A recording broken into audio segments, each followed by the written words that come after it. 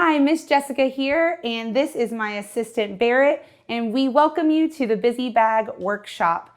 I have a lot of preschoolers in my life. My husband and I have been married for 12 years. We have an 8-year-old son named Wyatt, a 5-year-old son named Barrett. We have 3-year-old twins named Everett and Truett, and a sweet baby girl, Magnolia, who is only 2 months old. I am also the preschool minister at the Missouri City campus, so all of those things combine to make me very equipped to teach you on how to keep preschoolers' hands busy.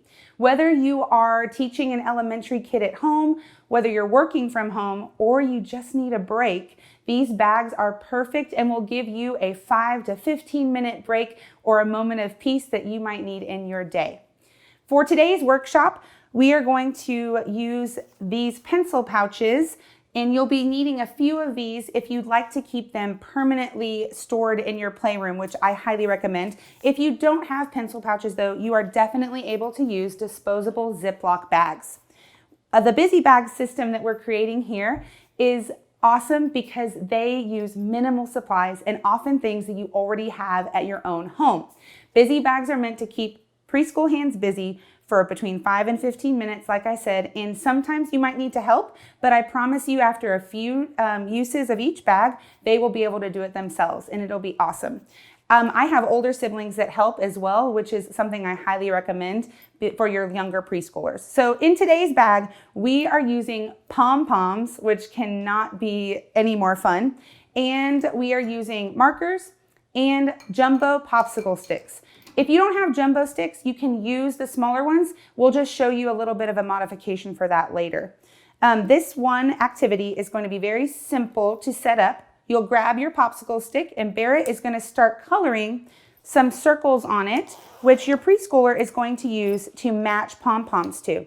All right, as Barrett is drawing on his popsicle sticks, I'll show you here what it would look like. You can pick any patterns based on the difficulty level of your child, but ideally what they're doing is placing the pom-poms on top of the dots that you've colored.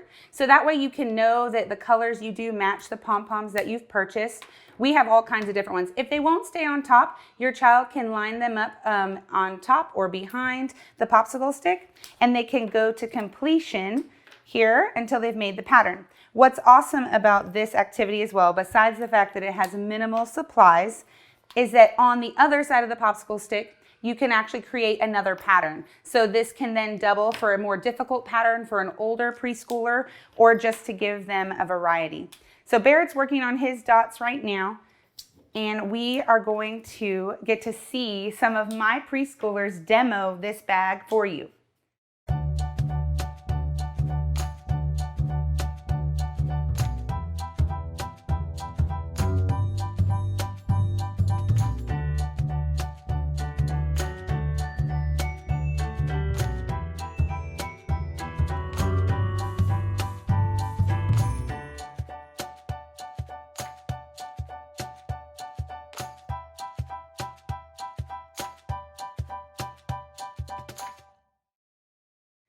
Our workshop would not be complete without learning a brand new Bible verse. Over the 6 episodes of our Busy Bag Workshop, we are going to be teaching you Deuteronomy 2:7, which talks perfectly about how we use our hands for God.